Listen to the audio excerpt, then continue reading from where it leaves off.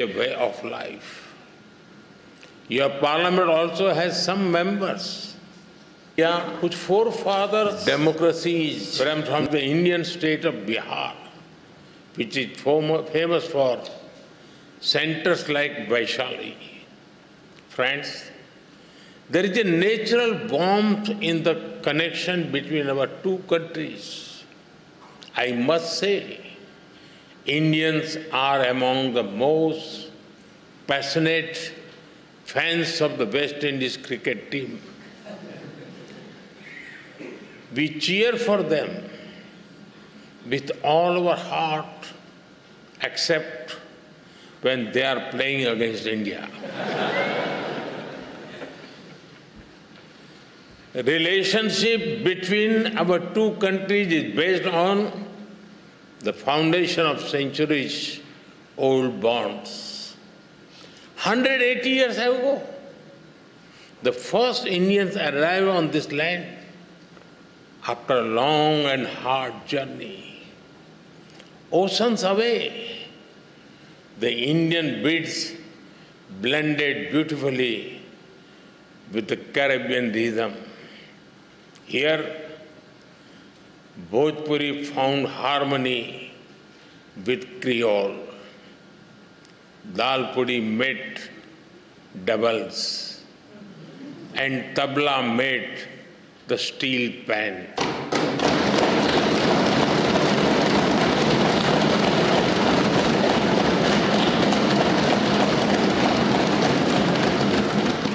Today, the people of Indian origin are proud bearers of the red, black, and white flag.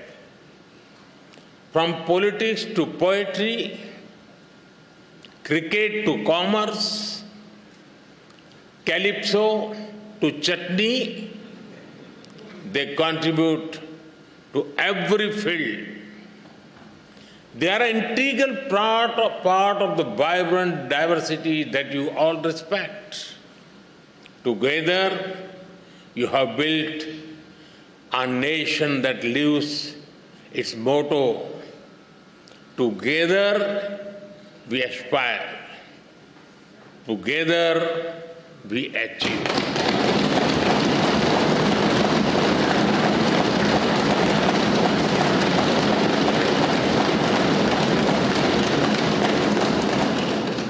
Friends, earlier today, Her Excellency, the President, graciously conferred upon me this country's highest national award. I accept it with humility on behalf of 1.4 billion Indians. Now, with immense gratitude, I dedicate it to the enduring friendship and the ancestral ties between our two nations.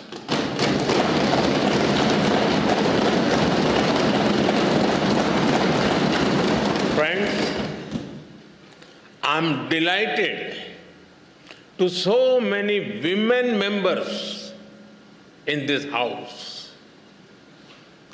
Respect for women is deeply rooted in Indian culture.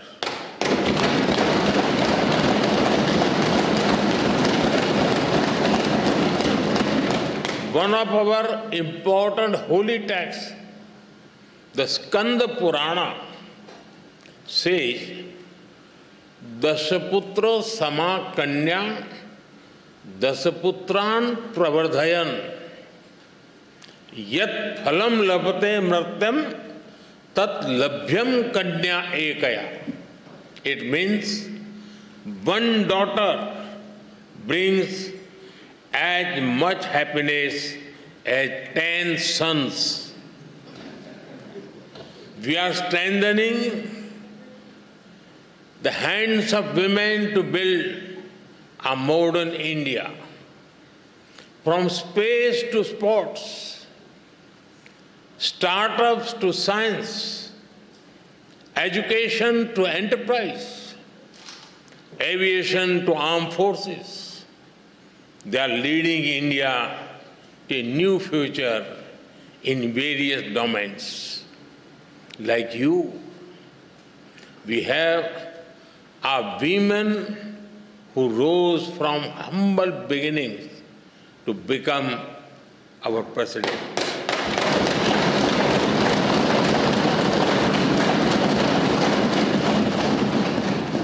Two years ago, the Indian Parliament took a historic step, which decided to ensure a 33% reservation for women in Parliament and state assemblies. This assurance that is the coming generations, more and more women will decide the destiny and direction of the nation.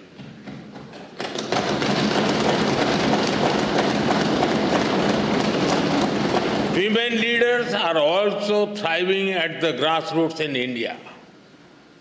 Around 1.5 million elected women power local governor institutions.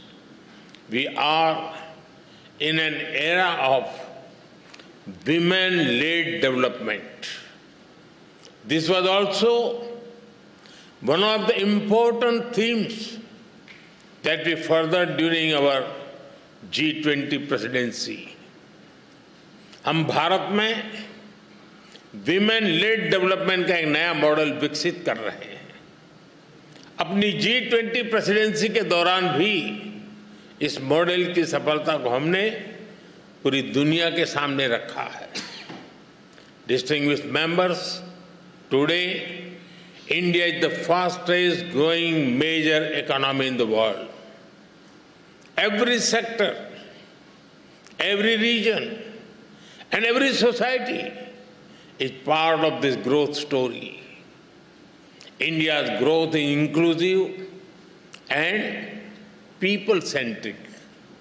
A recent report of the International Labour Organization notes that India's social security and welfare umbrella covers 950 million people. That is almost 1 billion people, which is a greater population than most countries in the world. Our vision for such inclusive growth does not stop at our borders.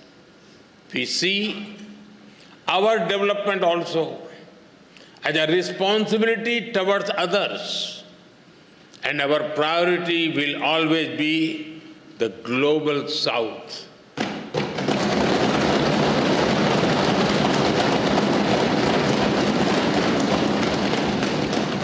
With the same spirit, we are deepening our relations with Trinidad and Tobago. Our trade will continue to grow. We will encourage our businesses to invest more in this country. Our development partnership will expand. Training capacity, building, and skill development will keep human development as its center. Health has been and will remain a key part of our partnership. Many Indian doctors and healthcare workers have been serving here with distinction. We are glad that you have decided to recognize Indian medical standards. This will ensure access to high-quality, affordable medicine for all. We also welcome your decision to adopt the UPI, digital payment system. It is a major step forward. UPI has revolutionized digital payments in India. Powered by the platform, India has become the nation with the highest number of real-time digital payments in the world.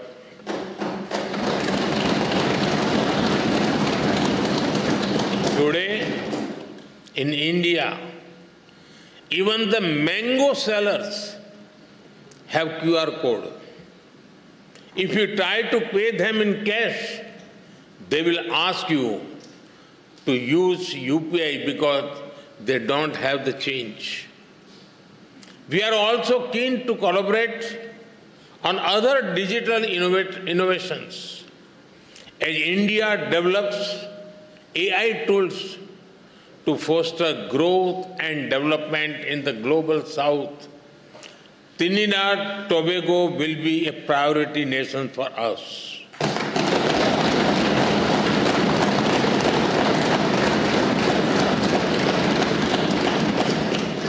We will share our expertise in agriculture, horticulture, and food processing. Machinery from India will support our agro industry. And because development is about dignity, we will organize an artificial limb fitment camp and differently able citizens here.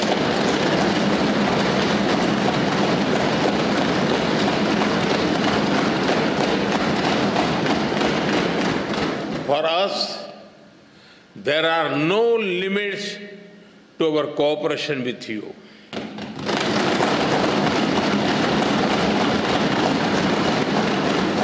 We will always be guided by your needs and priorities. Friends, synergy between our nations holds immense promise.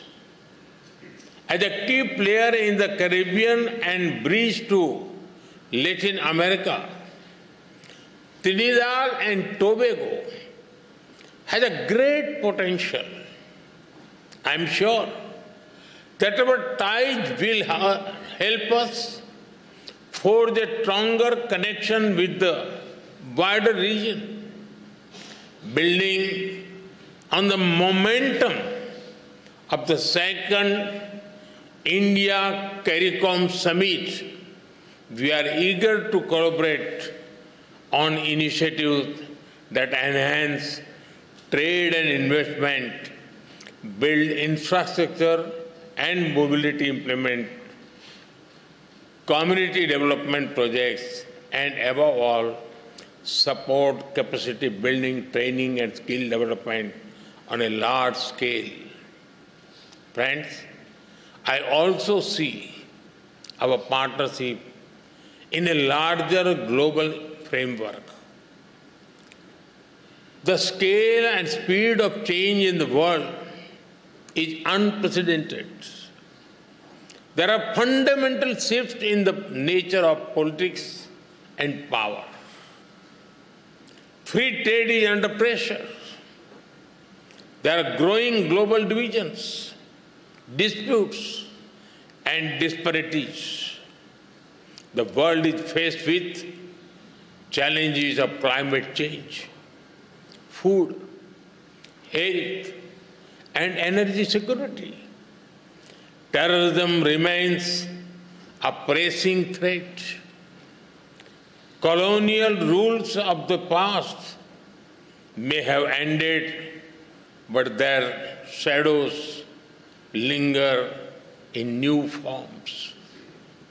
There are new challenges in space and cybersecurity. Artificial intelligence is unlocking the new opportunities as well as risk. The old institutions are struggling to deliver peace and progress. At the same time, the global south is rising. They wish to see a new and fairer world order. When the United Nations turned 75, there was great hope across the developing world. A hope that long-pending reforms would be realized, that their voices would finally be heard. But that hope has turned into disappointment. The voice of the developing world remains on the margins. India has always tried to bridge this gap. For India, Mahasagar, mutual and holistic advancement for society and growth across regions is the guiding vision for the global south. Whenever we got the opportunity, we have given voice to the global south. During our G20 presidency, we brought the concerns of the global south to the center of global decision making. During the pandemic, while caring for our 1.4 billion people, India provided vaccine and medicines to over 150 countries.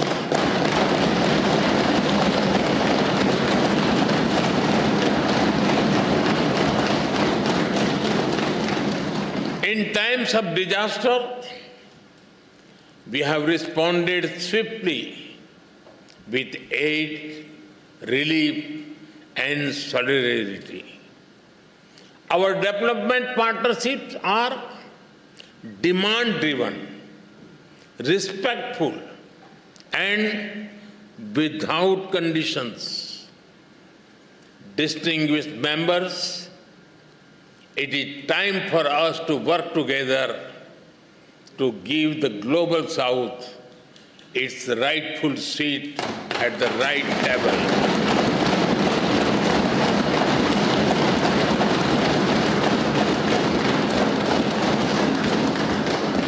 To ensure climate justice so that the burden does not fall on those who have contributed the least to the climate crisis. We consider Trinidad and Tobago an important partner in this endeavor. Friends, our two countries may differ in size and geography, but we are deeply aligned in our values. We are proud democracies. We believe in dialogue, sovereignty, multilateralism, and human dignity. In these times of conflicts, we must remain true to those values. Terrorism is the enemy of humanity. This very Red House has itself witnessed the wounds of terror and the loss of innocent blood. We must stand united to deny terrorism any shelter or space. We thank the people and the government of this country for standing with us in our fight against terrorism. Friends, our forefathers struggled, sacrificed, and had dreams of better lives for future generations. Both India and Trinidad Tobago have come a long way on the journey to the future. we have promised our people, but we still have a lot to do by ourselves and together. All of you, as members of the Parliament, have a vital role in shaping that future. From Ayodhya to Arima, from the Ghats of Ganga to the Gulf of Paria, may our bonds grow ever deeper and our dreams ever higher. With these thoughts, I thank you once again for this honor. As you say here, with grace and pride, respect due. Thank you. Thank you very much. Thank you.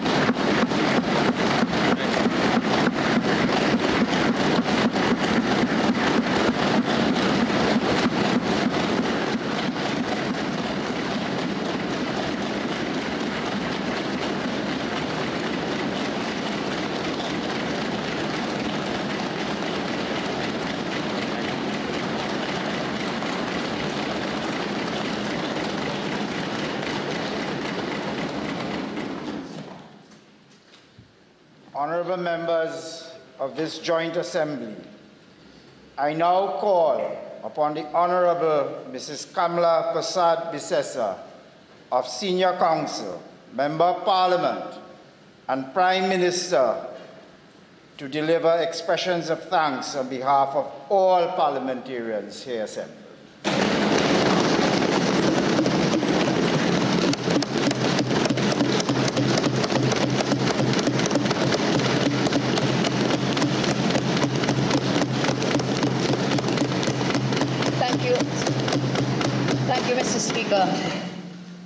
Honourable Speaker of the House, Honourable President of the Senate, Your Excellency Prime Minister of India, Shri Narendra Modi ji, and the Indian delegation who have joined us in this very august chamber, we say welcome.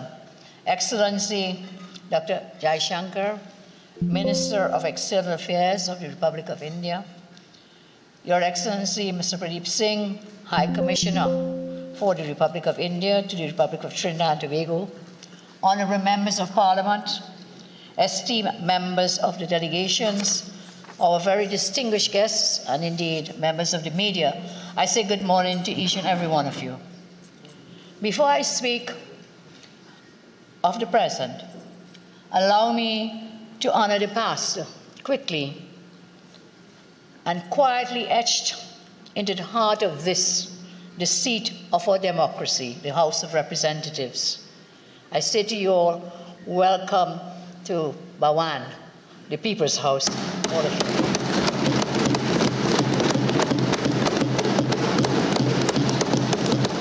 Honourable Prime Minister Modi is seated in a chair, as you pointed out, Mr. Speaker, gifted to Trinidad and Tobago in 1968, only a few years after our independence. And that description that Honourable Prime Minister referred to, I would like to repeat, because it's a very important description. It says, from the people of India to the people of Trinidad and Tobago. So more than just furniture, that chair is a living symbol of our shared values, the supremacy of the rule of law, the sanctity of democracy, and the enduring belief that dialogue, not division, must guide us. Today, as we welcome His Excellency Prime Minister of India, a leader who is shaped by service, vision, a very charismatic leader, I think that chair stands as a silent witness to how far we have journeyed together and how much further we can go together.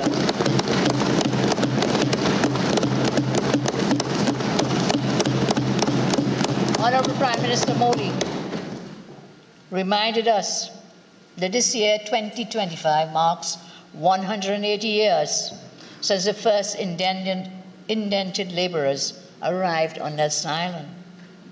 They crossed the dark waters with little or nothing, but they had courage and they had resilience. Theirs is but one thread in our national tapestry, woven alongside the sons and daughters of other nations whose children were also brought to our shores. Together, we have built Trinidad and Tobago.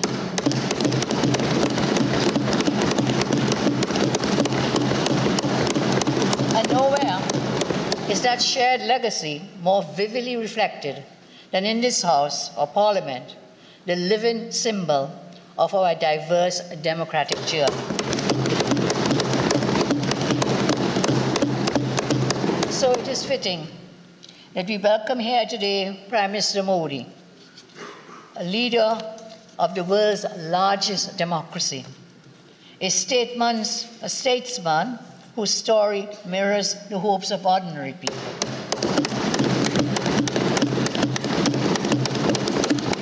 And in these chambers, the voices of our ancestors echo, and it is here through unity and principled dialogue that we carry their legacy forward.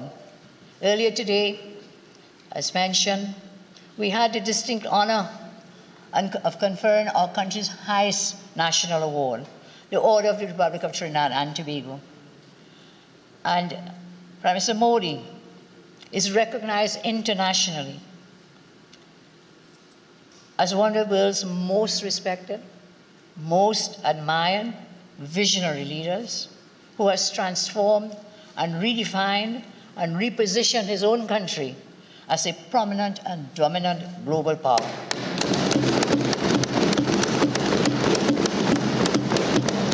And indeed, we, the people of Trinidad and Tobago, and the government of Trinidad and Tobago, express our heartfelt gratitude for India's very compassionate humanitarian gift of vaccines and medical supplies during the COVID-19 pandemic.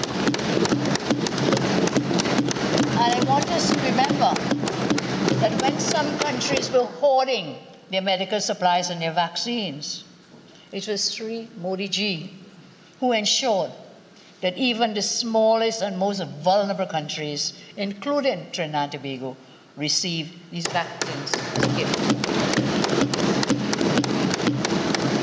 At that moment in time, India again proved to us that India was a trusted friend and a reliable partner. So, today, India and Trinidad and Tobago stand uniquely poised. India as the world's most populous nation and in the top 4 in terms of the economy. On this side of the world, Trinidad and Tobago stands as the Eastern Caribbean's largest economy, and we see it as a gateway to CARICOM and a gateway to Latin America. Both our democracies are diverse, democracies committed to inclusion, committed to education, committed to progress. Our theme, 2 nations with historical bonds, but with a shared future. This, therefore, is a call for purposeful action.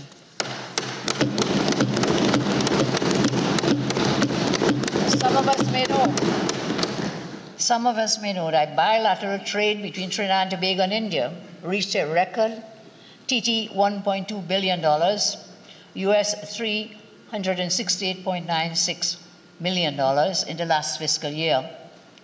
Trinidad and Tobago exports to India energy products, including ammonia, LNG, methanol, whilst on the other hand, we import from India pharmaceuticals, textiles, and industrial goods. As we look ahead from today, as we move ahead, we aim to expand our exports, Honorable Prime Minister, to tap into India's 1.4 billion population. And that is a 1.4 billion consumers. We are also pursuing a partial scope trade agreement. The first, it would be from a CARICOM country, and we are laying the foundation for a new bilateral investment treaty. Honorable Prime Minister, India's status as the world's pharmacy is well established, with institutions like Serum Institute and CIPLA saving lives globally. If I may be personal a minute, just this morning I had a course to use CIPLA, imported from India. So we welcome our agreements.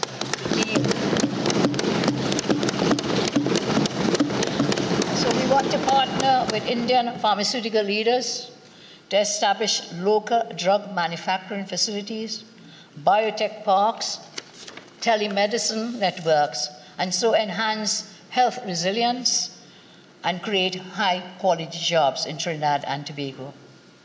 India has also pledged support for, amongst other initiatives, a Jaipur foot camp, dialysis units, sea ambulances, most vital for Sea Bridge, Trinidad Tobago, sea ambulances.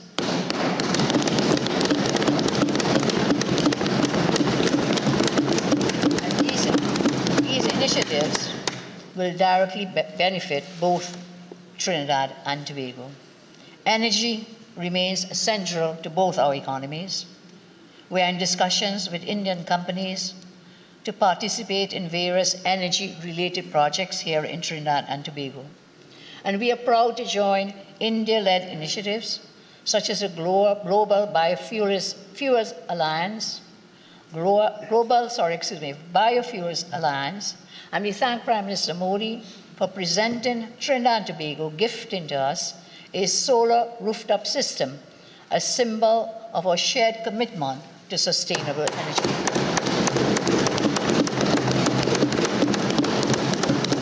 Honourable Prime Minister, Trinidad and Tobago is honoured to adopt India's UPI system and collaborate on India stack tools such as Aadhaar and DigiLocker to modernize public service. And may I take this opportunity, Honourable Prime Minister, on behalf of the children of Trinidad and Tobago, to thank you for your gift of 2,000 laptops to the children.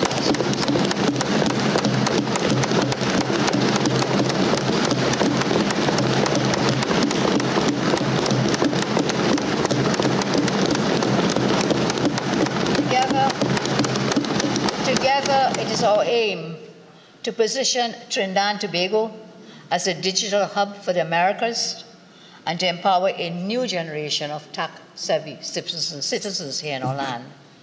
India continues to support our security efforts, which we know is a serious challenge for us, through their training under the ITEC program and through assistance in establishing here in Trinidad and Tobago a regional forensic science center.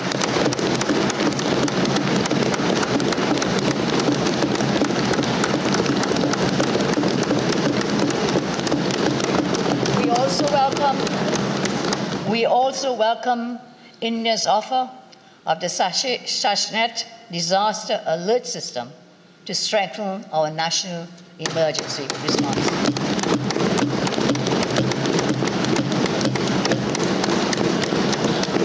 Yes, again, India continues to enrich our nation through scholarships, through training, through cultural exchanges. We are renewing academic chairs at the University of West Indies in the field of Ayurvedic medicine.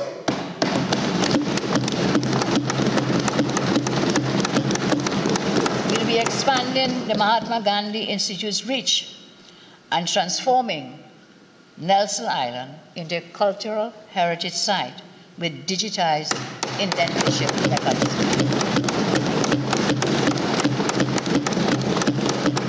As I close, I say this visit is more than just diplomacy.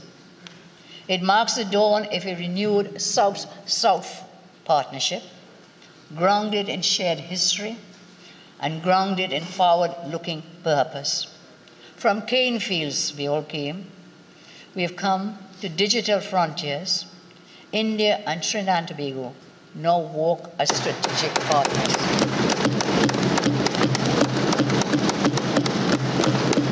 Here in this Parliament, we are reminded that our bond is built on mutual respect, enduring values, and above all, out of love and respect.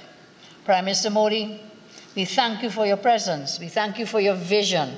We thank you for your steadfast commitment to the people of Trinidad Tobago and to the people of our region.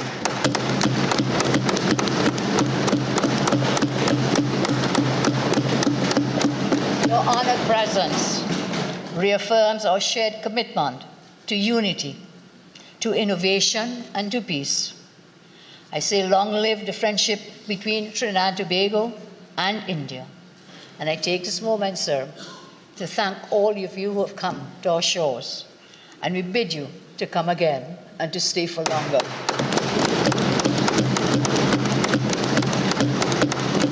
To all of you who have contributed to making Prime Minister Modi's visit to Trinidad and Tobago the resounding success that it has been, we say thank you very much. Thank you, Mr. Speaker. Madam Chair.